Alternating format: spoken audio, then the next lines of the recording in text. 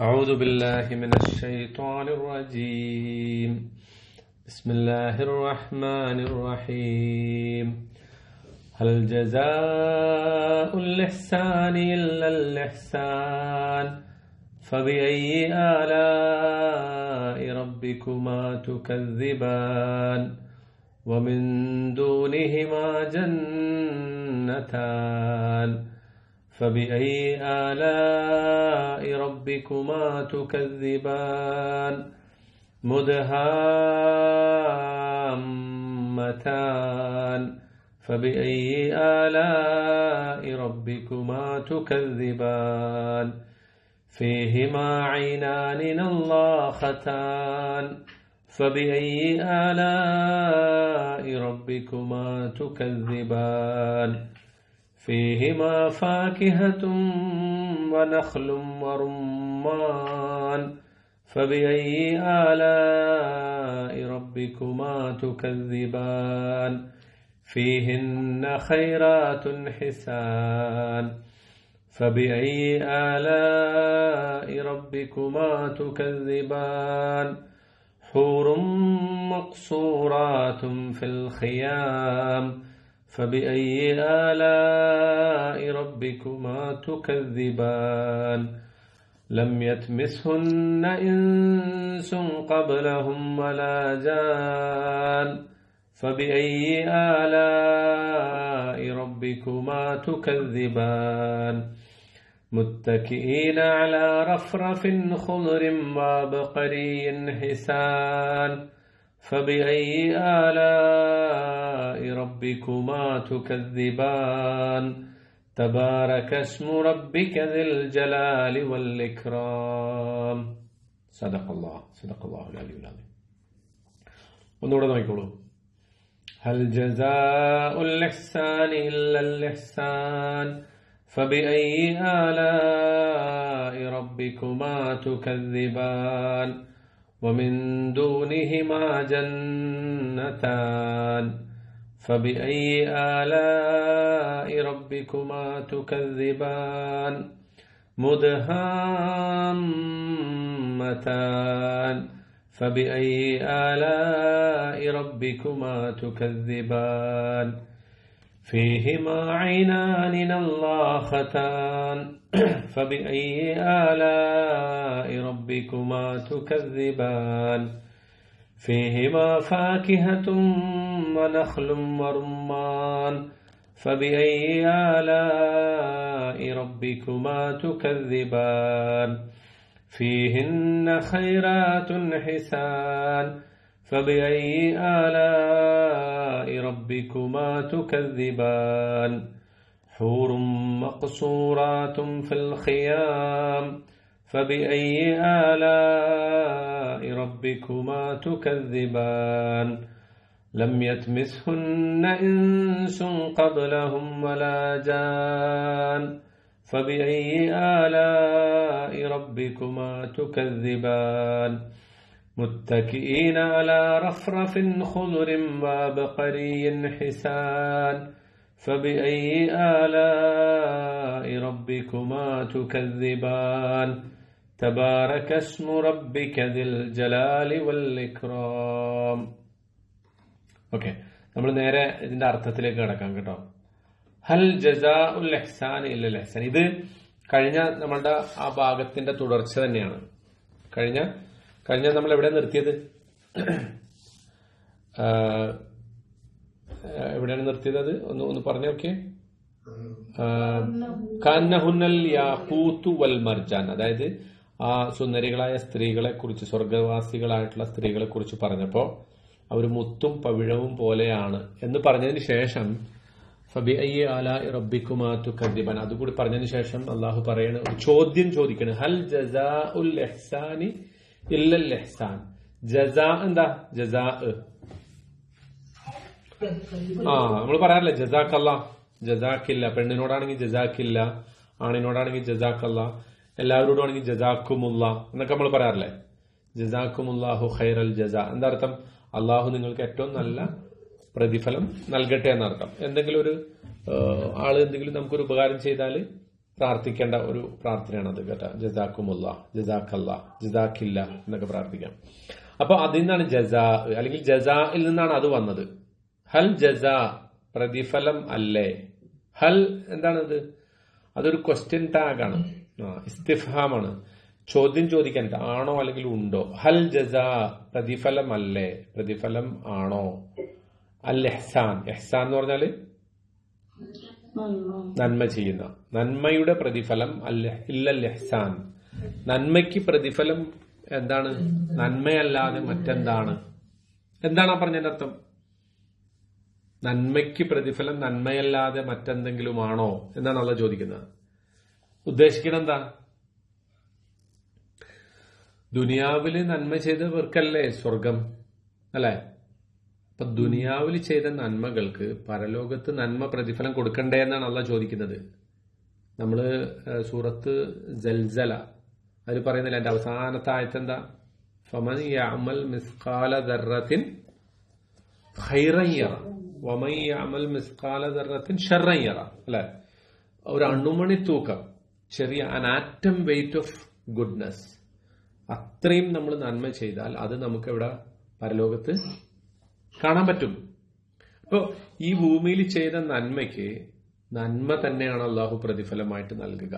അപ്പൊ ആ ഒരു പ്രതിഫലത്തെ കുറിച്ചാണ് നേരത്തെ ഇതുവരെ പറഞ്ഞതൊക്കെ. ഈ 2 തോട്ടങ്ങളെ കുറിച്ച് നമ്മൾ പറഞ്ഞതും, ആ തോട്ടത്തിലെ അരുവികളെ കുറിച്ച് പറഞ്ഞതും, അതിലെ പഴങ്ങളെ കുറിച്ച് പറഞ്ഞത്, അതിന്റെ കായ്കനികൾ അടുത്തു വന്ന് നിൽക്കുന്നത്, അതിലെ പിന്നെ കൗച്ചുകള്, അതിലെ മെത്തകള്, പിന്നെ പട്ടുകൊണ്ടുണ്ടാക്കിയ മെത്തകള്, പിന്നെ സുന്ദരികളായിട്ടുള്ള തരുണീമണികളായിട്ടുള്ള ഇണകളെ കുറിച്ച് പറഞ്ഞത്, ഇതൊക്കെ എന്താണ്? ഭൂമിയിൽ ചെയ്ത നന്മയ്ക്ക് പ്രതിഫലമാണ്.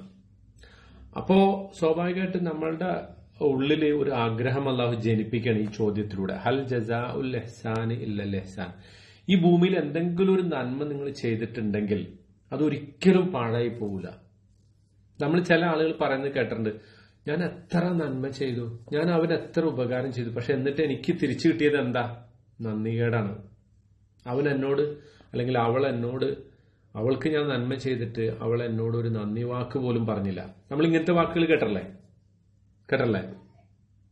നിത്യേന നമ്മൾ കേൾക്കാറില്ലേ? നമ്മുടെ തന്നെ മനസ്സിൽ ചിലപ്പോഴൊക്കെ തോന്നാറില്ലേ, ഞാൻ അവന്, അവർക്ക് എത്രയോ ഉപകാരം ചെയ്തു, പക്ഷെ എനിക്ക് ഒന്നുമില്ല. ഞാൻ എത്ര കാലമായിട്ട് നിസ്കരിക്കണ്, പടച്ചോൻ എന്നെ പരിഗണിക്കണ പോലുമില്ല. എത്ര കാലമായിട്ട് ഞാൻ പ്രാർത്ഥിക്കണ്, ആ പ്രാർത്ഥനക്ക് ഒന്നൊരു ഉത്തരം ലഭിക്കുന്നില്ല. ചിലപ്പോഴെങ്കിലും നമ്മുടെയൊക്കെ മനസ്സിൽ തോന്നുകയോ നമ്മുടെ ചുറ്റുപാട്ടത്ത് നമ്മൾ കേൾക്കുകയോ ചെയ്യുന്ന ഒരു ചോദ്യമാണിത്.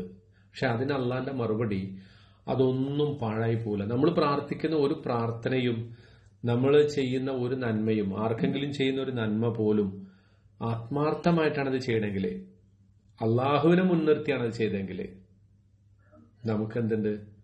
അതിൽ പ്രതിഫലം ലഭിച്ചിരിക്കും. അതാണ് ഹൽ ജസാ ഉൽ ഇഹ്സാനി ഇല്ലൽ ഇഹ്സാൻ. നിങ്ങൾ ചെയ്യുന്ന നന്മയ്ക്ക് നന്മയല്ലാതെ മറ്റെന്താണ് പ്രതിഫലം?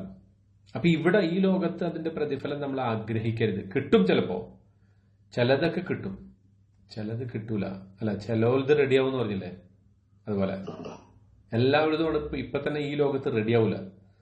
പക്ഷെ എല്ലാം റെഡിയാവുന്ന ഒരു കാലമുണ്ട്. അതാണ് അതിന് പ്രതീക്ഷ അർപ്പിട്ട് ജീവിക്കാനാണ് അള്ളാഹ് പറയുന്നത്. നിങ്ങളുടെ ഇരുകൂട്ടരുടെയും റബ്ബിന്റെ ഏതേത് അനുഗ്രഹങ്ങളെയാണ് നിങ്ങൾ തള്ളിക്കളയുക, അല്ലയോ മനുഷ്യരെ, ജിന്നുകളെ. ഇനി വേറെ ഒരു സംഗതിയെ കുറിച്ചാണ്. ഒമിൻ ദൂനിഹിമ, അവയ്ക്ക് രണ്ടിനും പുറമേയുണ്ട് ജന്നതാൻ, വീണ്ടും 2 സ്വർഗത്തോപ്പുകള്. ഒമിൻ ദൂനിഹിമ, അവയ്ക്ക് രണ്ടിനും പുറമെ എന്ന് പറയുന്നത് ഏതിന് രണ്ടിനും പുറമെ? ആദ്യം പറഞ്ഞ 2 തോട്ടങ്ങൾക്ക് പുറമെ വേറെയും 2 തോട്ടങ്ങളുണ്ട്. അതിന്റെ അർത്ഥം 2 അർത്ഥമാവാം. ഒന്ന്, പണ്ഡിതന്മാര് പറയുന്നത് എല്ലാ സ്വർഗവാസികൾക്കും 4 തോട്ടം ലഭിക്കും എന്നാണ്. ഒരർത്ഥം അതാണ്. അതായത് 2 തോട്ടത്തെ കുറിച്ച് പറഞ്ഞു, ഇനിയും 2 തോട്ടം കൂടി ലഭിക്കും. ഈ തോട്ടം എന്ന് പറഞ്ഞാൽ എത്ര ഏക്കർ ഉണ്ടാവും? അതൊന്നും ഇപ്പോ നമുക്ക് നമ്മുടെ മനസ്സിലോ നമ്മുടെ കണക്കിലോ നമ്മളുടെ ഏക്കർ കണക്കോ നമ്മുടെ സെന്റ് കണക്കോ ഒന്നും ഉൾക്കൊള്ളാൻ, ഹെക്ടർ കണക്കൊന്നും ഉൾക്കൊള്ളാൻ പറ്റാത്തൊരു സംഗതിയാണ് വിശാലമായ തോട്ടം. പിന്നെ ഈ അളവും കണക്കും ഒക്കെ ഇവിടെയാണല്ലോ പ്രധാനം, അല്ലെ?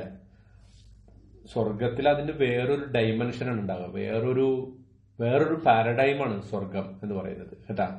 അപ്പൊ ഇവിടുത്തെ ഈ കണക്കൂട്ടലിലൊന്നും ഈ എണ്ണമൊന്നും അവിടെ അത്ര ഒരു വലിയ വിഷയമല്ല. അത് വേറെ തന്നെ ഒരു മാനസികമായ ഒരു അവസ്ഥയാണ് ഉണ്ടാവുക കേട്ടാ. അപ്പോ ഒരർത്ഥം അതാണ്, എന്ത്, ഓരോരുത്തർക്കും 4 തോട്ടങ്ങളുണ്ടാവും. മറ്റൊരർത്ഥം നേരത്തെ പറഞ്ഞ തോട്ടം അത് കുറച്ച് ഗ്രേഡ് കൂടിയ തോട്ടമാണ്, അത് ഡീലക്സ് ആണ്.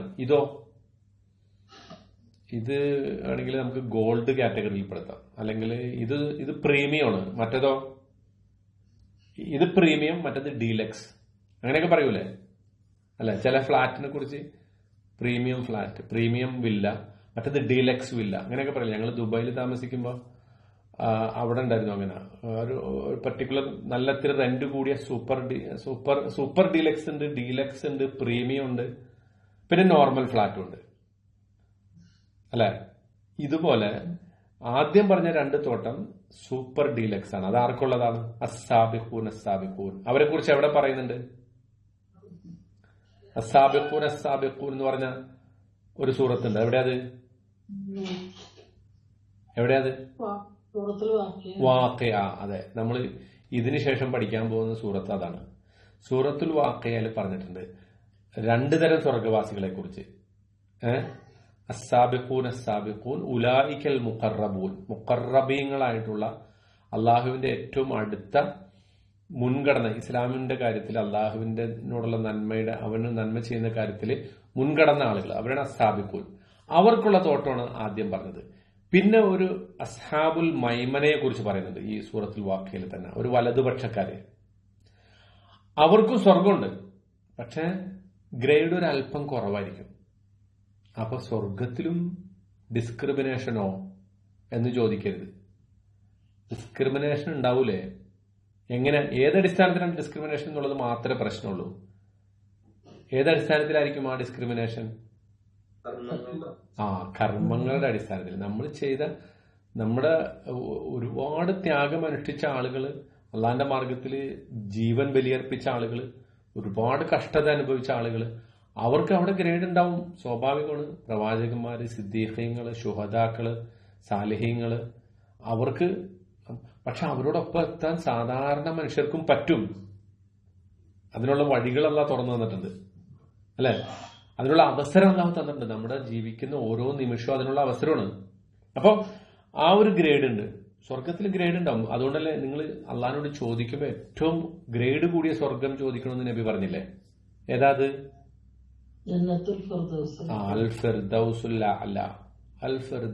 അഅ്ല മിനൽ ജന്ന. നിങ്ങൾ ഫിർദൗസ്, ഉയർന്ന ഫിർദൗസ് തന്നെ ചോദിക്കണം. അവിടുത്തെ കൂട്ടുകാരാരൊക്കെയാണ്? ഉലൈക മഅൻ നബിയ്യീന വസ്സിദ്ദീഖീന വശുഹദാഇ വസ്സാലിഹീൻ വഹസുന ഉലൈക റഫീഖ. പ്രവാചകന്മാരോടൊപ്പം ഒന്ന് ആലോചിച്ച് നോക്കിയ ആ ഒരു രംഗം. അള്ളാന്റെ നബിമാരോടൊപ്പം, സിദ്ദീഖീങ്ങളോടൊപ്പം, അബൂബക്കർ സിദ്ദീഖ് റളിയല്ലാഹു അൻഹു, ഉമർ റളിയല്ലാഹു അൻഹു, ഉസ്മാൻ റളിയല്ലാഹു അൻഹു, അലി റളിയല്ലാഹു അൻഹു, സ്വർഗം കൊണ്ട് സന്തോഷ വാർത്ത നേരത്തെ അറിയിക്കപ്പെട്ട ആളുകൾ, ഒരുപാട് മറ്റ് സാലിഹീങ്ങളുടെ ഒപ്പം ജീവിക്കാൻ പറ്റുന്ന ശുഹദാക്കളുടെ ഒപ്പം, ഖാലിദ് ബിൻ വലീദ് അല്ലെ, Saad bin Abi Waqqas, Saad bin Ubada, ഇങ്ങനെയുള്ള സഹാബികളുടെ ഒപ്പം ജീവിക്കാൻ പറ്റുന്ന ഒരു അവസ്ഥ. ഹസുന ഉലൈക റഫീഖ, കൂട്ടുകാരാവാൻ ഏറ്റവും നല്ല ആളുകൾ, അങ്ങനെ ഒരു സ്വർഗം. പിന്നെ രണ്ടാമതൊരു ഗ്രേഡാണ് അസ്ഹാബുൽ മൈമന. അവർക്കും സ്വർഗമുണ്ട്. സ്വർഗത്തിന്റെ ആ അനുഗ്രഹങ്ങളിലൊന്നും വ്യത്യാസമില്ല, ആഗ്രഹിക്കുന്നതൊക്കെ ലഭിക്കും. പക്ഷെ ഏതോ അർത്ഥത്തിൽ മറ്റുള്ളവർ മേലെയും ഇത്തരം കർമ്മങ്ങളുടെ അടിസ്ഥാനത്തിൽ അള്ളാഹു നമുക്ക് പ്രതിഫലങ്ങളെ നമ്മുടെ കർമ്മങ്ങളുടെ അടിസ്ഥാനത്തിൽ വേദിച്ചു നൽകും. പക്ഷെ അവസാനമായിട്ട് സ്വർഗത്തിൽ പോകുന്ന ആളും, അതാണ് ഏറ്റവും പ്രധാനം, അവർക്കെല്ലാവർക്കും അള്ളാഹുവിന്റെ വജ്ഹ് കാണാനുള്ള അവസരവും, അവന്റെ മുഖം ദർശിക്കാനുള്ള അവസരവും, അവന്റെ പ്രവാചകന്മാരെ കാണാനുള്ള അവസരവും, അള്ളാഹുവിന്റെ തൃപ്തിയും ഉണ്ടാവും. അത് തന്നെ ഏറ്റവും വലിയ പ്രതിഫലമായിട്ട് കാണുന്നവരാണ് എല്ലാവരും കേട്ടാ. അപ്പോ ഇവിടെ ഈ പറയുന്നത് ഒരു പ്രതിഫലത്തിന്റെ അളവിലുള്ള വ്യത്യാസത്തെക്കുറിച്ച് മാത്രമേ പറയുന്നുള്ളൂ. ഒമിൻ ദൂനിഹിമാ ജന്നത്താൻ. ഈ ദൂന എന്ന പദത്തിന് രണ്ടർത്ഥമുണ്ട്. ഒന്ന് പുറമേ എന്നാകാം, അതായത് ഇൻ അഡീഷൻ ടു, മറ്റേത് കൂടാതെ എന്നാകാം. അല്ലെങ്കിൽ ഒമിൻ ദൂനിഹിമ അതിന് താഴെ എന്നാവാം. ദൂനയ്ക്ക് അങ്ങനെ വരുത്തുന്നു. നമ്മൾ നേരത്തെ പറഞ്ഞല്ലോ ജനൽ ജന്നത്തൈനി ദാൻ എന്ന് പറഞ്ഞല്ലോ. ഈ സ്വർഗത്തിൽ ആ തോട്ടങ്ങളിലെ കായ്കനികൾ അടുത്തു വരും എന്ന് പറഞ്ഞല്ലോ. അതിന് താഴെ എന്നൊരർത്ഥമുണ്ട്. അപ്പോ രണ്ടർത്ഥത്തിലും ഇത് നമുക്ക് മനസ്സിലാക്കാവുന്നേ ഉള്ളൂ കേട്ടാ. ഒമിൻ ദൂനിഹിമ, അവയ്ക്ക് രണ്ടിനും പുറമേയും രണ്ട് തോട്ടങ്ങളുണ്ട്. ഫബി ഐ അല ഇറബിക്കുമാ തുകദ്ദിബാൻ. ആ തോട്ടങ്ങളുടെ പ്രത്യേകത എന്താ? മുദ്ഹാമത്താൻ, അത് നല്ല ലഷ് ഗ്രീൻ ആണ്. മുദ്ഹാമത്താൻ എന്ന് പറഞ്ഞാൽ കടും പച്ച നിറഞ്ഞ ഒരുപാട് ശാഖകളുള്ള പച്ചപ്പ് നിറഞ്ഞ തോട്ടങ്ങളാണത്. ഖുർആനില് ഒരു പദം ഒരായത്തായിട്ട് വന്നത് ഇവിടെയാണ്. ഒറ്റൊരു പദം ഒരായത്തായിട്ട് വന്ന ഒരു സ്ഥലം ഇതാണ്. മറ്റത് ചില വാക്കുകൾ വന്നിട്ടുണ്ട്, ഹർഫുകൾ വന്നിട്ടുണ്ട്. ഇപ്പൊ കാഫ്, യാസീൻ, കാഫ്, ഹാ, യാ, ഇൻ, സാദ്, അലിഫ്, ലാം, മീം, അതൊക്കെ ആയത്തുകളായിട്ട് വന്നിട്ടുണ്ട്. പക്ഷെ ഒരു പദം, പൂർണ്ണ അർത്ഥമുള്ള ഒരു പദം ഒരായത്തായിട്ട് വന്നത് ഇവിടെയാണ് കേട്ടാ. എന്താ ഇതിന്റെ അർത്ഥം? മുദ്ഹാമത്താൻ എന്ന് പറഞ്ഞാൽ അർത്ഥം എന്താ? കടും പച്ച നിറമുള്ള, അതായത് നല്ല ലഷ് ഗ്രീൻ എന്ന് നമ്മൾ പറയുന്ന പച്ചപ്പ് തിങ്ങി നിറഞ്ഞ രണ്ട് തോട്ടങ്ങൾ. ആ തോട്ടങ്ങളുടെ ഏറ്റവും വലിയ പ്രത്യേകത അതാണ്. മരങ്ങൾ ഇങ്ങനെ തിങ്ങി നിറഞ്ഞ് നിൽപ്പുണ്ടാവും. നല്ല പാർക്കിലൊക്കെ പോയി നിൽക്കുമ്പോൾ നമുക്ക് നല്ലൊരു അവസ്ഥ ഫീൽ ചെയ്യാറില്ലേ?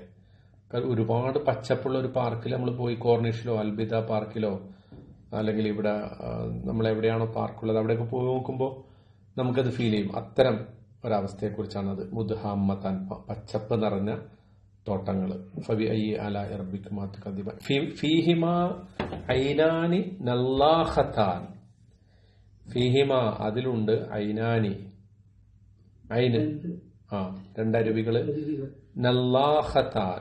നല്ലാഹത്താൻ എന്ന് പറഞ്ഞാൽ ഇങ്ങനെ ഈ ഫൗണ്ടൻ പോലെ കുതിച്ചൊഴുകുന്ന, ഈ ഫൗണ്ടൻ ഇല്ലേ, ഫൗണ്ടൻ കണ്ടല്ലേ, വാട്ടർ ഫൗണ്ടൻ, അതിങ്ങനെ ചീറി തിരിക്കില്ലേ, നമ്മളൊരു വേണമെങ്കിൽ പറയാവുന്ന ഒരു വെള്ളച്ചാട്ടം പോലെ കുതിച്ചൊഴുകുന്ന എന്നർത്ഥം നല്ലാഹത്താൻ എന്ന് പറഞ്ഞാല് കേട്ടാ.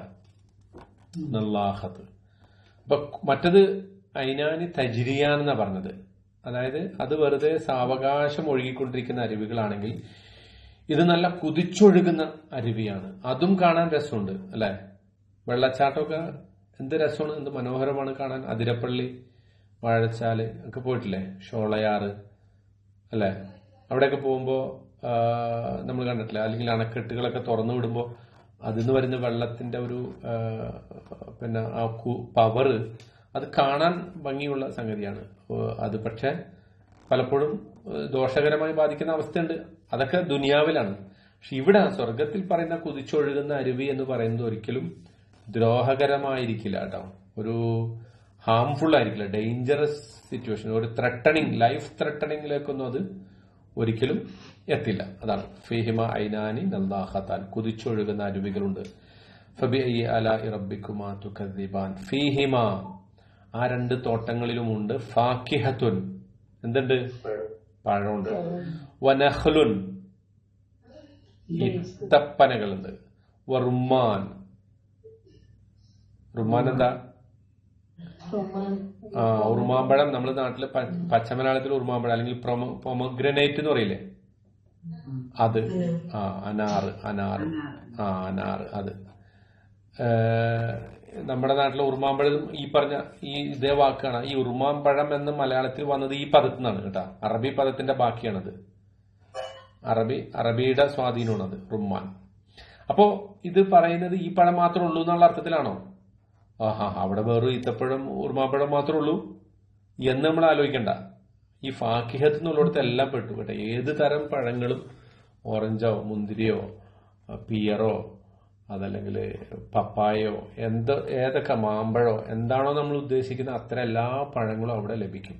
ഫബി ഐ ആല ഇറബിക്കുമാ തുകദ്ദിബാൻ ഫീഹിന്ന, ആ തോട്ടത്തിലുണ്ട്, ഖൈറാത്തുൻ.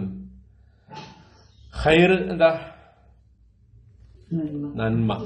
ഇവിടെ ഉദ്ദേശിക്കുന്ന നല്ല സ്വഭാവമുള്ള ഹിസാൻ, സുന്ദരികളായ സ്ത്രീകള്. ഖൈറാത്ത്, ഖൈറാത്ത്, ഹിസാൻ.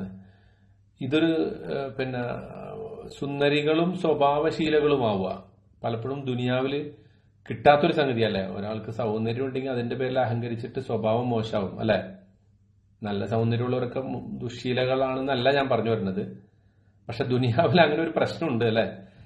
സൗന്ദര്യവും സൽസ്വഭാവവും കൂടി ചിലപ്പോൾ ഉണ്ടാവൂല. പക്ഷെ സ്വർഗത്തിലെ സ്ത്രീകളെ കുറിച്ച് പറഞ്ഞപ്പോൾ അള്ളാഹു പറഞ്ഞത് അത് രണ്ടും കൂടി ചേർത്തിട്ടാണ് പറഞ്ഞത്. ഖൈറാത്ത്, സൽസ്വഭാവികളായിട്ടുള്ള തരുണികൾ. ഹിസാൻ, ഖൈറിന്റെ ജമ്മല്ല, ഖൈറത്ത് എന്ന പദം, അതായത് ഖൈറിൽ നിന്നാണ് അത് വന്നിട്ടുള്ളത്. നല്ല സ്വഭാവമുള്ള ഒരു സ്ത്രീക്കാണ് ഖൈറത്ത് എന്ന് പറയാം. ഖൈറത്ത്, ഖൈറത്തിന്റെ ജമ്മാണ് ഖൈറാത്ത് കേട്ടോ. സാധാരണഗതിയിൽ ഖൈറത്ത് എന്നുള്ളത് ഒരു നല്ല സ്വഭാവമുള്ള സ്ത്രീക്ക് അങ്ങനെ ഉപയോഗിക്കാറില്ല. സാലിഹത്ത് എന്നോ നമ്മൾ ഭാഷയിൽ പ്രയോഗിക്കുന്നത്. ഇത് ഖുർആന്റേതായിട്ടുള്ള ചില പ്രത്യേകമായ പ്രയോഗങ്ങളാണ് അതൊക്കെ. പക്ഷെ അതേസമയം ഇത് കവിതകളിലൊക്കെ കാണാൻ പറ്റും, കവിതകളിൽ ഉപയോഗിക്കും. ഇപ്പൊ നമ്മൾ കവിതയിൽ ഉപയോഗിക്കുന്ന ഭാഷ സാധാരണ ഭാഷയിൽ സാധാരണ ഉപയോഗിക്കാറില്ലല്ലോ. ഇപ്പൊ ഒരു പെണ്ണിങ്ങനെ നടന്നു പോകുമ്പോ തരുണി എന്നൊക്കെ നമ്മൾ പറയുമല്ലോ, സുന്ദരി എന്നല്ല പരമാവധി ഭാഷയിൽ പറയുള്ളൂ, പറഞ്ഞ മലയാള ഭാഷയിൽ. പക്ഷെ അത് കവിതയിലാവുമ്പോഴോ തരുണിന്നോ അല്ലെങ്കിൽ പിന്നെ അങ്ങനെ പല പല പ്രയോഗങ്ങൾ അല്ലെ, ഭാഷാപരമായിട്ട് സാഹിതീയമായ ശൈലിയിൽ ഉപയോഗിക്കും. അതിൽപ്പെട്ടതാണ് ഖൈറാത്ത്. നല്ല സ്വഭാവമുള്ള ഹിസാൻ. ഹിസാൻ എന്ന് പറഞ്ഞാൽ ഹസൻ എന്ന പദത്തിന് തന്നെയാണ് നല്ല കാണാൻ ഭംഗിയുള്ള സുന്ദരികളായിട്ടുള്ള സ്ത്രീകൾ. ഫബി ഈ അല റബ്ബിക്കുമാ തുകദ്ദിബാൻ, നിങ്ങളുടെ റബ്ബിന്റെ ഏതേത് അനുഗ്രഹങ്ങളെയാണ് നിങ്ങൾ നിഷേധിക്കുക. ഹൂറും മഖ്സൂറാത്തും ഫിൽ ഖിയാം. ഹൂറുൻ അതായത് കൂടാതെ ഹൂറുണ്ട്. ഹൂർ എന്ന് പറഞ്ഞാല് ആരാത്? സ്വർഗത്തിൽ പ്രത്യേകമായി സൃഷ്ടിക്കപ്പെട്ട ഒരു വിഭാഗം സ്ത്രീകളാണ് ഹൂറികൾ എന്ന് നമ്മൾ മലയാളത്തിൽ തന്നെ പ്രയോഗമുണ്ട്. വെളുത്ത തരുണികൾ എന്നർത്ഥം. മഖ്സൂറാത്തുൻ, അവര് ഒതുക്കി നിർത്തപ്പെട്ടിരിക്കുന്നു. ഫിൽ ഖിയാം, എവിടെ? മഖ്സൂറാത്ത് എന്ന് പറഞ്ഞാൽ കസറ, ചുരുക്കുക എന്നാണ് അർത്ഥം. ചുരുക്കി നിർത്തപ്പെട്ടിരിക്കുന്നു. ഫിൽ ഖിയാം, എവിടെയാണ്? തമ്പുകളിൽ, കൂടാരങ്ങളിൽ. ഖൈമ കേട്ടല്ലേ? ഖൈമ എന്ന് പറഞ്ഞാല് തമ്പ്, അതിന്റെ ജമ്മാണ് ഖിയാം. അതാ ഈ പിന്നെ വേറെ സ്ഥലത്ത് ഹൂറുൻ ഐൻ എന്ന് പറഞ്ഞിട്ടുണ്ട്. എവിടെ? സൂറത്തുൽ വാഖിയയിൽ തന്നെ പറഞ്ഞിട്ടുണ്ട്, പിന്നെ സൂറത്തുൽ ദുഖാനിൽ പറഞ്ഞിട്ടുണ്ട്, പല സൂറത്തുകളിലും പറഞ്ഞിട്ടുണ്ട്. ഹൂറുൻ ഐൻ. ഹൗറ എന്നതിന്റെ ജമ്മാണ് ഹൂർ. ഹൗറ എന്ന് പറഞ്ഞാല് ഇതുപോലെ നല്ല വെളുത്ത സുന്ദരികളായിട്ടുള്ള സ്ത്രീകൾ. ഇവര് ആരായിരിക്കും? നേരത്തെ പറഞ്ഞ ഖൈറാത്ത് എന്നുള്ളത് സദ്വൃത്തകളായിട്ടുള്ള, ഇപ്പൊ ഭൂമിയിൽ നമ്മളുടെ ഭാര്യ ഭർത്താക്കന്മാര് ഇണകളായിട്ട് അള്ളാഹുവിന്റെ സ്വർഗത്തിൽ പ്രവേശിക്കാൻ അവർക്ക് ഭാഗ്യം ലഭിച്ചാൽ അവരവിടെയും ഇണകളായിരിക്കും. അപ്പോ ഞാൻ പറഞ്ഞു, അപ്പോ ഇവിടെ തന്നെ സഹിച്ച് മതിയായി, ഇനിയിപ്പോ അവിടെയും കൂടെ അവരെ തന്നെ ആയിരിക്കുമെന്നൊന്നും ചിന്തിക്കണ്ട, അങ്ങനെയും ചിന്തിക്കണ്ട. അവിടെ വനസഅന മാ മിൻ ഗില്ലിൻ എന്ന് പറയുന്നത്, അവരുടെ ഹൃദയത്തിലുള്ള എല്ലാ വിദ്വേഷങ്ങളും വെറുപ്പും ഒക്കെ അള്ളാഹു എടുത്ത് മാറ്റിക്കളയുന്നുണ്ട്. അപ്പൊ അവര് മാതൃകാ ദമ്പതികളായിരിക്കും. അവിടെ ഇഷ്ടം അള്ളാഹു പരസ്പരം വീണ്ടും നിറക്കും. അങ്ങനത്തെ അത് കൂടാതെയുള്ള പ്രത്യേകതരം സ്വർഗത്തിലെ സൃഷ്ടികളാണ് ഹൂറിങ്ങൾ എന്ന് പറഞ്ഞാൽ. ഹൂറുല്ലീങ്ങൾ എന്നാണ് മറ്റേ പാട്ടിൽ പറയണ അല്ലെ. ഹൂറുൽ ഐൻ. ഐനാ എന്നതിന്റെ ജമ്മാണ് അവിടെ ഐനായിട്ട് പറഞ്ഞത്. അതായത് വിശാലമായ നയനങ്ങളുള്ള. ഐന് കണ്ണല്ലേ? ഐനാ എന്ന് പറയുമ്പോൾ നല്ല വിശാലമായ കണ്ണുള്ള, കണ്ണ് തന്നെ ഒരു ആകർഷണീയമാകുന്ന അല്ലെ ഒരു അത്തരം സ്ത്രീകളെ സംബന്ധിച്ച് പ്രത്യേകമായിട്ട് അത് അള്ളാഹു എടുത്തു പറയാൻ കാരണം കണ്ണ് വലിയൊരു ആകർഷണീയ ഘടകമാണ്. അതുകൊണ്ട് തന്നെ വിശാലമായ നയനങ്ങളുള്ള പ്രത്യേകമായ സ്ത്രീ. അതിനെക്കുറിച്ച് പറയപ്പെട്ടിട്ടുണ്ട്. മാതാപിതാക്കള് നിഷേധികളാവുകയും അവരുടെ ചെറുപ്പത്തിലെ മരിച്ചുപോയ കുട്ടികളെയൊക്കെ അള്ളാഹു ഈ രൂപത്തിൽ പരിവർത്തിപ്പിക്കും, അവരെ ഹൂറുൽ ഐനുകളാക്കും എന്ന് പറയപ്പെട്ടിട്ടുണ്ട്. അങ്ങനെയല്ല, ഇവര് ജിന്നുകളോ മനുഷ്യരോ അല്ലാത്ത തരം വേറൊരു തരം സൃഷ്ടികളായിട്ട് അള്ളാഹു ഇവരെ സൃഷ്ടിച്ച് മനുഷ്യർക്ക് ഇണകളായിട്ട് കൊടുക്കും എന്നും പറയപ്പെട്ടിട്ടുണ്ട്. അപ്പൊ ഹൂറുൻ മഖ്സൂറാത്തും ഫിൽ ഖിയാം, കൂടാരങ്ങളിൽ ഒതുക്കി നിർത്തപ്പെട്ട. അപ്പൊ സ്വർഗത്തില് എന്താ പറയാ, തടവിലാക്കപ്പെട്ട സ്ത്രീകളുണ്ടാ, അതാണ് അതിന്റെ അർത്ഥം. അങ്ങനെയാണോ? ചോദ്യം വരാലോ. എങ്ങനെ? അതിപ്പോ നിങ്ങള് പിന്നെ ഞാൻ പറഞ്ഞ തന്നെ ഒരു മെയിൽ ഷോവനിസ്റ്റ് ആയിട്ട് എന്താണ് ഒരു പുരുഷ മേധാവിത്വത്തെ കുറിച്ച് വാദിക്കുന്ന ഒരാളായിട്ട് പറയരുത് കേട്ടാ. പക്ഷെ നിങ്ങൾ ആലോചിക്കും, ഒരു പിന്നെ ഒരു ഭർത്താവ് ജോലി കഴിഞ്ഞ് വരുമ്പോ തനിക്ക് വേണ്ടി അണിഞ്ഞൊരുങ്ങിയിരിക്കുന്ന ഒരു ഭാര്യ വീട്ടിലുണ്ടെങ്കിലേ ആ ഭർത്താവിന് എത്ര സന്തോഷം ഉണ്ടാവും. അല്ലെങ്കിൽ തന്നെ എന്നതുപോലെ സ്വർഗവാസികൾക്ക് വേണ്ടി ആ തമ്പിൽ മാത്രം ഒതുക്കി നിർത്തപ്പെട്ട അത് ശരിക്കൊരു അപ്പൊ ഞാൻ പറഞ്ഞല്ലോ. അപ്പൊ സ്വാഭാവികമായിട്ട് തിരിച്ചു നിങ്ങൾക്ക് ചോദിക്കാം, സ്ത്രീകളെ സംബന്ധിച്ച് എങ്ങനെയാണ് അവരുടെ അനുഗ്രഹങ്ങൾ. ആ അനുഗ്രഹങ്ങളെ കുറിച്ച് അള്ളാഹു വേറെ തന്നെയും പറഞ്ഞിട്ടുണ്ട്. വലഹും അസ്വാജുൻ മുത്തഹറ ലഹും ഫിഹാമായഷ്തഹൂൻ. അവർക്ക് അവിടെ ആഗ്രഹിക്കുന്നതൊക്കെ ഉണ്ട്. വലഹും ഫിഹാമായ അവിടെ ഒന്നും ഒരു വിവേചനവും അള്ളാഹ് പറഞ്ഞിട്ടില്ല. ഇത് പറയുന്നത് ആകർഷണീയമായ ചില ഘടകങ്ങൾ. സ്വാഭാവികമായിട്ടും ഇത്തരം സംഗതികളിൽ കൂടുതൽ ആകൃഷ്ടരാകുന്നത് പുരുഷന്മാരാണ്. അത് നമ്മൾ നിഷേധിച്ചിട്ട് കാര്യമില്ല. അങ്ങനെയാണല്ലോ ദുനിയാവിന്റെ ഒരു മൊത്തം അവസ്ഥ എടുത്ത് നോക്കൂ നിങ്ങള്. പുരുഷന്റെ ഈ ഒരു അവസ്ഥയിലൊക്കെ ഇതൊരു ആകർഷണീയമായ വാഗ്ദാനമാകുന്നത് അധികവും പുരുഷന്മാർക്കാണ്. സ്ത്രീകളെ സംബന്ധിച്ചിടത്തോളം അവർക്ക് അവരുടേതായ നേച്ചറും അവരുടേതായ സ്വഭാവ വൈശിഷ്ട്യവും അനുസരിച്ച് ഇതിലൊക്കെ അത്ര വലിയൊരു ആകർഷണീയത തോന്നൂല. ഒരുപാട് പുരുഷന്മാരെ ലഭിക്കുമെന്ന് പറഞ്ഞാൽ പലപ്പോഴും സ്ത്രീകൾക്ക് അതൊരു എന്താ പറയാ അത്ര ആകർഷണീയമായിട്ടല്ല തോന്നുക. മറിച്ച് അവർക്ക് ആകർഷണീയം അത് ഒറ്റ ഒരാളിൽ തന്നെ സ്നേഹം നിറച്ച് തന്റേത് മാത്രമായി ലഭിക്കുക എന്നതായിരിക്കും അവർക്ക് പലപ്പോഴും ആകർഷണീയമായി തോന്നുക. മനസ്സിലായോ? അപ്പൊ അത് ഓരോ മനുഷ്യന്റെ സ്വഭാവവും പ്രകൃതിയും വെച്ചിട്ടാണ് അള്ളാഹു ഇത് പറയാ. നിങ്ങൾക്ക് അതിനകത്ത് വല്ല സംശയമുണ്ടോ? അങ്ങനെയൊക്കെ നിങ്ങൾ ഇത് ഇങ്ങനെ വിശദീകരിക്കുമ്പോ സ്വാഭാവികമായിട്ട് വരാവുന്ന ചില സംശയങ്ങൾ ഉണ്ടാകാം നിങ്ങൾക്ക്. പക്ഷെ അതിനെക്കുറിച്ചാണ് ഞാനിപ്പോ ഈ പറഞ്ഞത്. ഓരോ മനുഷ്യരുടെയും ഓരോ വിഭാഗത്തിന്റെയും പ്രകൃതിയും അവരുടെ സ്വഭാവം അവരുടെ താല്പര്യവും അവരുടെ ആഗ്രഹങ്ങൾക്കും അനുസരിച്ചിട്ടാണ് അള്ളാഹു ഈ ഖുർആനിൽ ഇത് വിശദീകരിച്ചിട്ടുള്ളത്. ഇത് നമുക്ക് ദുനിയാവിൽ മനസ്സിലാക്കാൻ വേണ്ടിയിട്ടുള്ള മാത്രം പദപ്രയോഗങ്ങളാണ്. പക്ഷെ പരലോകത്ത് എത്തുമ്പോൾ സർവ്വപ്രധാനമായിട്ടുള്ളത് നമ്മുടെ ഓരോരുത്തരുടെയും വ്യക്തിപരമായ താല്പര്യങ്ങളും ആഗ്രഹങ്ങളും. ആ ആഗ്രഹങ്ങളൊക്കെ തൃപ്തിപ്പെടുത്തുന്നതൊക്കെ അവിടെ ലഭിക്കും എന്നതാണ് ബേസിക്കലി ഖുർആന്റെ കൺസെപ്റ്റ്. എന്ത്? ലഹും ഫീഹാ മാ യദ്ദഊൻ വലഹും ഫീഹാ മാ യഷ്തഹൂൻ. എന്തോ എന്നോടാണോ ചോദ്യം? അല്ല, അതവിടെ പറഞ്ഞത്. ഓക്കെ. സൂറത്ത് യാസീനിൽ പറയുന്നില്ലേ, ഇന്ന അസ്ഹാബൽ ജന്നത്തിൽ യൗമ ഫീ ശുഗ്ലിൻ ഫാക്കിഹൂൻ. സ്വർഗവാസികള് ഓരോ അവരുടേതായിട്ടുള്ള ജോലികളിൽ ഇങ്ങനെ വ്യാപൃതരായിരിക്കും അല്ലെ. എന്താ പിന്നെ പറയുന്ന? ഇന്ന അസ്ഹാബൽ ജന്നത്തിൽ യൗമ ഫീ ശുഗ്ലിൻ ഫാക്കിഹൂൻ ഹും വഅസ്വാജുഹും ഫീ ളിലാലിൻ അലൽ അറായികി മുത്തഖിഊൻ. അവരും അവരുടെ ഇണകളും. അതിൽ ആരൊക്കെ പെട്ടു? എല്ലാവരും പെട്ടു. പുരുഷന്മാരും സ്ത്രീകളൊക്കെ പെട്ടു.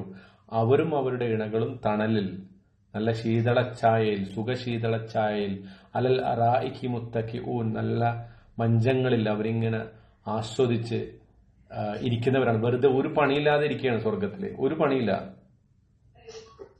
അല്ലെ. ചോറ് വെക്കണ്ട, കറി വെക്കണ്ട, കൂട്ടാൻ വെക്കണ്ട, പാത്രം കഴുകണ്ട, ഒന്നും മുറ്റ അടിച്ചു വാരണ്ട, വീടടിച്ചു വാരണ്ട, വൃത്തിയാക്കണ്ട, ഇതൊന്നുമില്ലാതെ അവർക്ക് ഒറ്റ ശുഗലേ ഉള്ളൂ. അതെന്താ?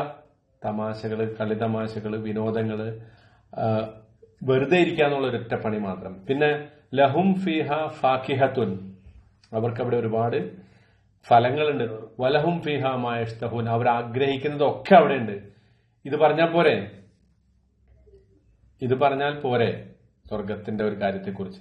ബേസിക്കലി അതുപോലെ നിങ്ങൾക്ക് എന്താണോ ആഗ്രഹം അതൊക്കെ ലഭിക്കും എന്ന് പറഞ്ഞാൽ ആഗ്രഹങ്ങളുടെ പൂർത്തീകരണം.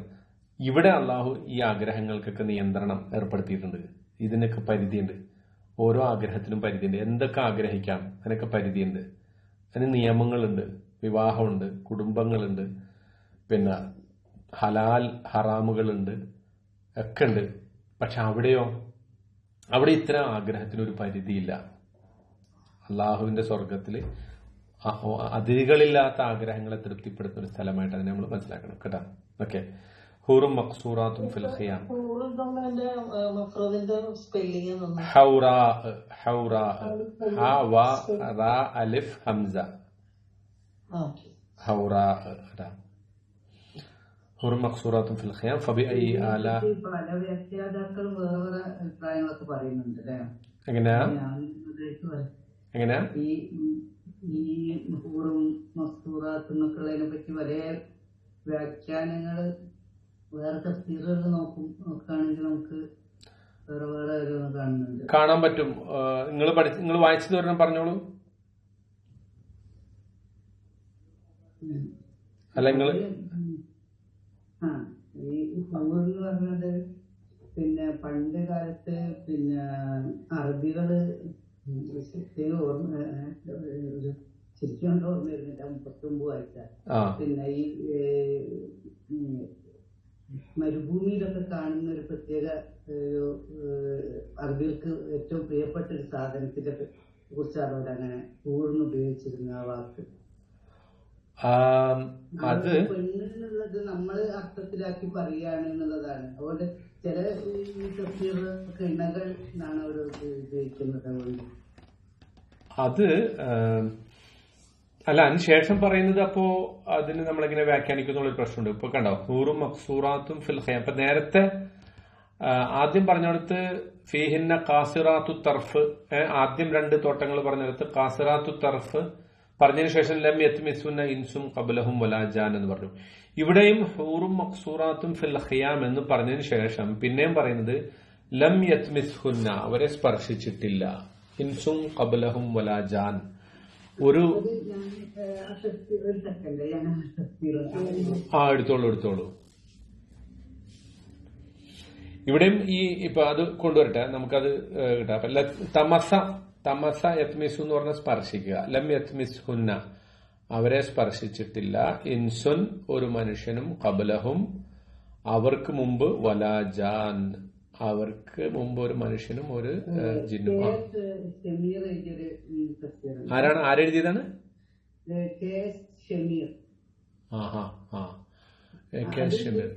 എന്താണ് അതല്ല, വേറെ ഇതിൽ പക്ഷെ ഒരു ഉപയോഗിച്ചതെല്ലാം ഇണകൾ എന്നുള്ള വാക്കുകളാണ്. എന്താണ് അതിന്റെ തഫ്സീറിന്റെ പേരെന്താ? തഫ്സീറിന്റെ പേര് ഖുർആൻ പരിഭാഷ എന്ന് മാത്രമേ ഉള്ളൂ. ആരാ പബ്ലിഷ് ചെയ്തത്? ഇത് മൊഴിമാറ്റം KS ഷമീർ. ആര് ഒറിജിനൽ എഴുതിയത്? ആരാത്? ഒറിജിനൽ തഫ്സീർ ആരുടെയാ?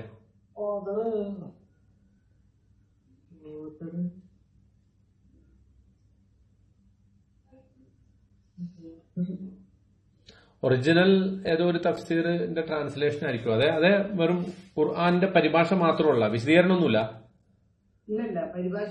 പരിഭാഷ മാത്രമേ ഉള്ളൂ. ഓക്കെ. അതായത് ഈ തഫ്സീറുകള് നമുക്കിപ്പോ അതായത് വിശുദ്ധ ഖുർആന്റെ വാചകങ്ങള് പല രൂപത്തിൽ ട്രാൻസ്ലേറ്റ് ചെയ്യപ്പെടുന്നുണ്ട്. എല്ലാം ആധികാരികമാണ് എന്നോ പരിപൂർണമാണ് എന്നോ ഒന്നും നമുക്ക് അവകാശപ്പെടാൻ പറ്റൂല. ഇതിനകത്ത് പലതരം ഘടകങ്ങൾ ഇപ്പൊ വരുന്നുണ്ട്. ഇപ്പൊ പുതിയതായിട്ട് ചില ഈ ഹദീസിനെ പൂർണ്ണമായി നിഷേധിക്കുന്ന ആളുകളുടെ കുറെ തഫ്സീറുകളൊക്കെ ഈ അടുത്തായിട്ട് ഇറങ്ങുന്നുണ്ട്. അപ്പൊ അവര് ഹദീസുകളിലുള്ളതൊക്കെ മാറ്റി വെച്ചിട്ട് ഒരു ഹദീസും അവർക്ക് സ്വീകാര്യമല്ല. അവർ വെറും ഖുർആനിന്റെ ആ ഭാഷ മാത്രം വെച്ച് ട്രാൻസ്ലേറ്റ് ചെയ്യുന്നു. ഇത് അങ്ങനെയുള്ളതാണോ എന്ന് എനിക്കറിയില്ല. പക്ഷെ ഇത്തരം സംഗതികളൊക്കെ ഹദീസിൽ കൂടി വന്നതാണ് കേട്ടാ. ഈ ഹൂറുകളെ കുറിച്ചുള്ള ഹദീസുകളൊക്കെ ധാരാളം ഉണ്ട്. അപ്പോ ഇവൻ പിന്നെ മുസ്ലിങ്ങളെ പരിഹസിക്കുന്നിടത്തോളം അത് എത്തുന്നുണ്ട്. ഈ രക്തസാക്ഷി ആക്രമണങ്ങളൊക്കെ നടത്തുന്നിടത്ത് ഇവർക്ക് 70 ഹൂറികൾ കിട്ടും, അതിനുവേണ്ടിയാണ് ഇവരിത് ചെയ്യുന്നത്, എന്നാൽ നിങ്ങളൊക്കെ ആ ഹൂറികളുടെ അടുത്തേക്ക് അയക്കാം എന്ന് പറഞ്ഞിട്ട് വരെ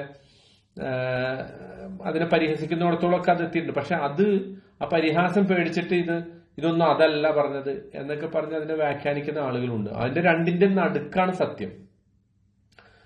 ഇത് പിന്നെ 70ാമത്തെ ആയത്തിന് അവര് കൊടുത്തത് നല്ലവരും അഴകുള്ളവരുമായ ഇണകൾ ആ തോട്ടത്തിലുണ്ട്. അതെ, അത് നമ്മൾ പറഞ്ഞല്ലോ, ഫീഹന്ന ഖൈറാത്തുൻ ഹിസാൻ, നല്ല സ്വഭാവമുള്ളവരും സുന്ദരികളുമായിട്ട്. 72ാമത്തെ ആയത്തിന് എന്താ പറഞ്ഞത്? കറുത്ത കണ്ണുകളുള്ള ആരാമങ്ങളിൽ സംരക്ഷിക്കപ്പെട്ട ഇണകൾ. അതായത് ഇണകൾ എന്ന് അവിടെ പറയുന്നത് കൊണ്ട് പ്രശ്നമില്ല. കാരണം എന്താ അറിയോ, ഒരു ഹൂർ എന്ന് പറയുന്നത് ഒരു പുരുഷന് ഇണയാക്കി അള്ളാഹു കൊടുക്കുന്നതാണ്. അത് അവരുടെ ഒരു വിശേഷ നാമം മാത്രമാണ് ഹൂർ എന്നുള്ളത്. ഈ ഹൂറിനെയാണ് അവർ കറുത്ത കണ്ണുള്ള എന്നാക്കിയിരിക്കുന്നത്. ആ ഹൂർ എന്നുള്ളത് ഹൂറുൽ ഐൻ എന്ന് പറയുന്നത് കറുത്ത കണ്ണുകളുള്ള എന്നാക്കിയതാണ്. അപ്പൊ നല്ല കറുപ്പ്, കണ്ണിന്റെ ഏറ്റവും നല്ല കറുപ്പ് ഒരു സൗന്ദര്യത്തിന്റെ ലക്ഷണമാണല്ലോ.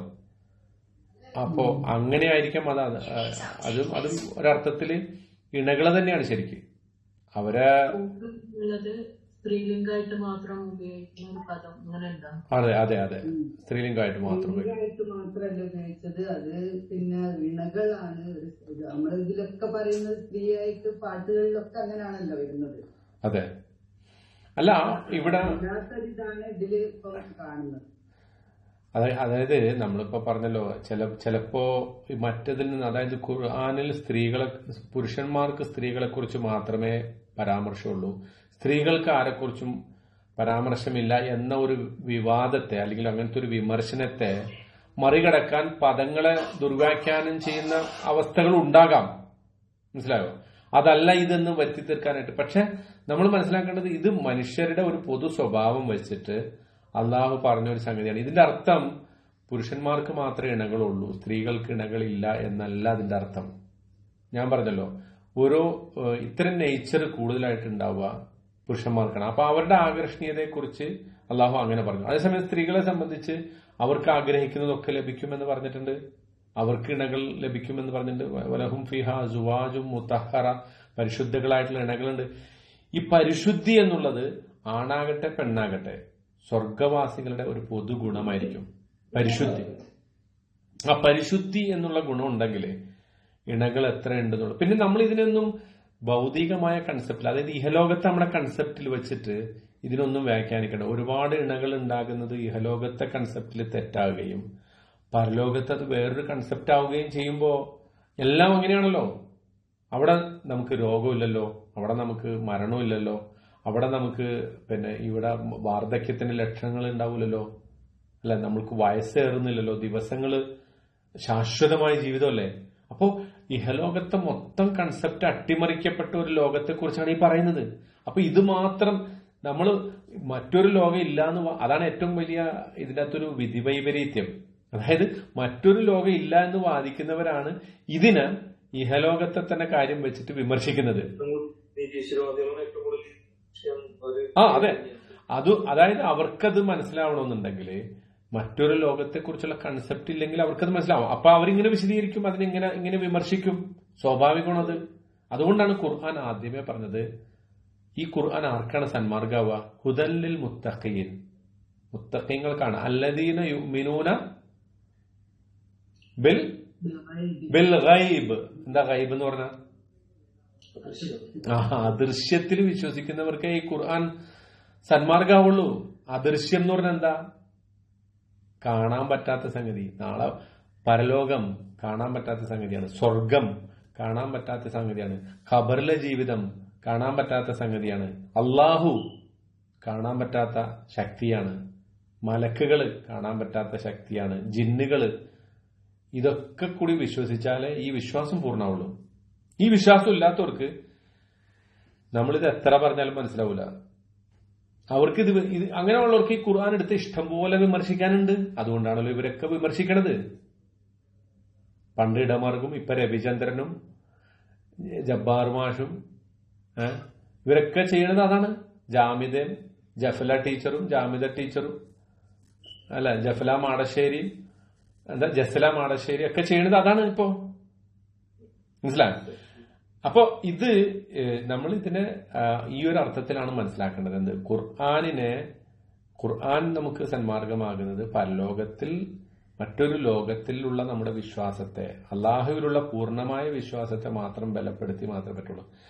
അപ്പൊ പിന്നെ അത് ഉണ്ടായിക്കഴിഞ്ഞാൽ പിന്നെ ഈ വിവേചനത്തിനോ ആൺ പെൺ വ്യത്യാസത്തിനോ, ആണുങ്ങൾക്ക് എന്താ ആണുങ്ങൾക്ക് മാത്രമേ ഉള്ളോ പെണ്ണുങ്ങൾക്ക് ഇല്ലേ, അല്ലെങ്കിൽ ഇതെന്തിനാ ഒരുപാട് പെണ്ണുങ്ങള്, എന്തിനാണ് ഭാര്യമാര്, പിന്നെ ഹൂറുകള്, പിന്നെന്തിനാണ് ഇത്തരം ചോദ്യങ്ങളൊക്കെ വരുന്നത് നമ്മൾ ഇതിനെ പൂർണ്ണമായിട്ടും ഈ ഭൗതികമായ കാഴ്ചപ്പാടിലൂടെ മാത്രം ഇതിനെ വിശദീകരിക്കാനും അതിനെ അപ്രോച്ച് ചെയ്യുമ്പോഴാണ്. അതിനപ്പുറത്തേക്ക് ഈ സ്വർഗത്തെക്കുറിച്ചുള്ള കൺസെപ്റ്റ് ഒരു മനുഷ്യന് പ്രതിഫലം നൽകുന്ന ഓരോരുത്തരുടെയും പ്രവർത്തനത്തെയും അവരുടെ സ്വഭാവത്തെയും അവരുടെ ചര്യയെയും അവരുടെ പ്രകൃതിയെയും ഒക്കെ പരിഗണിച്ചിട്ടുകൊണ്ട് അള്ളാഹു നൽകുന്ന ഒരു പ്രതിഫലമായിട്ട് ഇതിനെ മനസ്സിലാക്കുമ്പോൾ നമുക്ക് അതിൻ്റെ അകത്തൊന്നൊരു വ്യത്യാസം തോന്നൂല കേട്ടാ. അങ്ങനത്തെ ഒരു വിവേചനം അനുഭവപ്പെടൂല. അതാണ് വ്യത്യാസം. ഓക്കെ. ലം യത്മിസ്ഹുന്ന, അവരെ സ്പർശിച്ചിട്ടില്ല. ഇൻസുൻ ഖബ്ലഹും വലാ ജാൻ ഫബിഅയ്യി ആലാഇ റബ്ബിക്കുമാ തുകദ്ദിബാൻ. മുത്തഖിഈന, അവർ ചാരി കിടക്കുന്നവരാണ്. അലാ റഫ്റഫിൻ, റഫ്റഫ് എന്ന് പറഞ്ഞാൽ പില്ലോ, തലയണകള്. ഫീ റഫ്റഫിൻ ഖുദുരിൻ, പച്ചവർണ്ണമുള്ള തലയണകള്.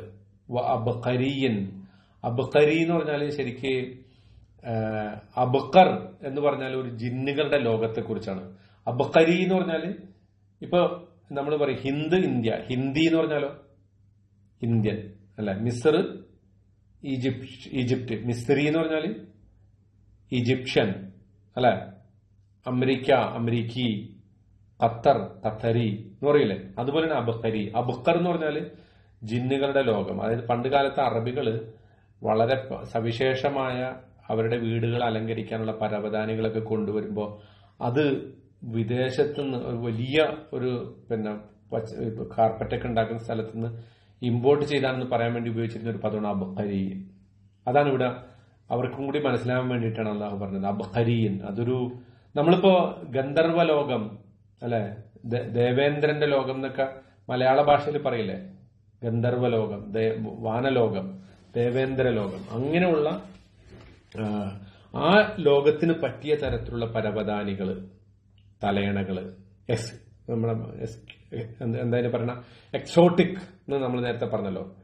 വളരെ എക്സ്ക്യൂസിറ്റ് ആയിട്ടുള്ള നമ്മുടെ വീടുകളിലൊക്കെ അലങ്കരിക്കാനൊക്കെ ഉപയോഗിക്കുന്ന വളരെ വിലപിടിപ്പുള്ള പരവതാനികളെ കുറിച്ചാണ് ആ പറയുന്നത്. വാബഖരിയൻ ഹിസാൻ, ചാരുതയാർന്ന നല്ല ഭംഗിയുള്ള ഹിസാൻ, ഹസൻ എന്ന പദത്തിനാണ് അത് വന്നത്.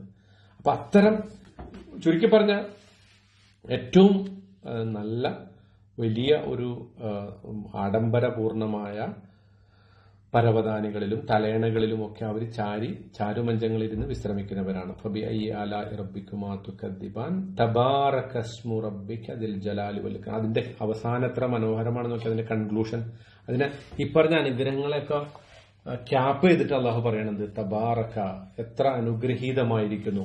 ഇസ്മു റബ്ബിക, നിന്റെ നാഥന്റെ നാമം. ദിൽ ജലാൽ, മഹത്വമുടയവനായിട്ടുള്ള. വൽ ഇക്റാം, ആദരണീയതയും മഹത്വത്തിന്റെയും ഉടമസ്ഥനായിട്ടുള്ള നിന്റെ റബ്ബിന്റെ നാമം എത്ര അനുഗ്രഹീതമായിരിക്കുന്നു. ബർക്കത്ത് എന്ന് പറയുന്നത് എല്ലാറ്റിലും വേണ്ട ഒരു ഘടകമാണ്. ഒരു സംഗതിയിൽ ബർക്കത്ത് ഉണ്ടാവാൻ നമുക്കിപ്പോ ചെറിയൊരു ശമ്പളമാണ് നമുക്ക് ലഭിക്കണമെങ്കിൽ, ചെറിയൊരു വരുമാനം, ചെറിയൊരു സാഹചര്യമൊക്കെ ഉണ്ടെങ്കിൽ അവിടെ ഒരു ബർക്കത്ത് ഉണ്ടാവുക എന്ന് പറഞ്ഞൊരു സംഗതി ഉണ്ട് അല്ലെ. അതുണ്ടെങ്കിൽ പിന്നെ ബാക്കിയൊന്നും പ്രശ്നമല്ല. പക്ഷെ ഒരുപാട് സ്വത്തും ഒരുപാട് ആഡംബരങ്ങളും ഒരുപാട് സൗകര്യങ്ങളൊക്കെ ഉള്ള ഒരു വീട്, അങ്ങനത്തെ ഒരു സംഗതി, അതിലൊരു ബർക്കത്തില്ലെങ്കിലോ, ആ ബർക്കത്തില്ലെങ്കിൽ, ആ അനുഗ്രഹം, അല്ലാണ്ട് അനുഗ്രഹം ഇല്ലെങ്കിൽ അവിടെ എത്രമാത്രം സൗകര്യം ഉണ്ടായിട്ടൊരു കാര്യമില്ല. അതിനകത്തൊരു സമാധാനം ഉണ്ടാവില്ല. അവിടെ ഒരു അതിന്റെ അകത്ത് ജീവിക്കുന്ന ആളുകൾ ഒരു എന്താ പറയാ ജീവച്ഛവങ്ങളോ അല്ലെങ്കിൽ അപ്പൊ ആ ഒരു അർത്ഥത്തിലാണ് നമ്മൾ എന്ത് ചെയ്യേണ്ടത്. ഈ തബാറക ഇസ്മു റബ്ബിക ദിൽ ജലാലി വൽ ഇക്റാം, നിന്റെ മഹത്വമുടയവനായിട്ടുള്ള ആദരണീയതയ്ക്ക് ഉടമയായിട്ടുള്ള നിന്റെ റബ്ബിന്റെ നാമം എത്ര മഹത്തരമായിരിക്കുന്നു. അപ്പൊ ഇന്നിപ്പോ ഇത്തിരി വൈകി പോയിട്ടുണ്ട്. ഏതായാലും വിശുദ്ധ ഖുർആൻ നന്നായി മനസ്സിലാക്കുകയും അതിന്റെ അർത്ഥം ഉൾക്കൊള്ളുകയും ആശയം ഗ്രഹിക്കുകയും അതനുസരിച്ച് ജീവിതത്തിൽ പകർത്തുകയും ചെയ്യുന്ന ആളുകളുടെ കൂട്ടത്തിൽ അല്ലാഹു നാമേവരെയും ഉൾപ്പെടുത്തി അനുഗ്രഹിക്കുമാറാകട്ടെ. اللهم اجعل جمعنا هذا جمعا مرحوما واجعل تفرقنا من بعده تفرقا معصوما. اللهم لا تجعل فينا ولا معنا شقيا ولا محروما. ربنا تقبل منا انك انت السميع العليم وتب علينا انك انت التواب الرحيم. آمين برحمتك يا ارحم الراحمين. سبحان ربك رب العزة عما يصفون وسلام على المرسلين والحمد لله رب العالمين. السلام عليكم ورحمة الله.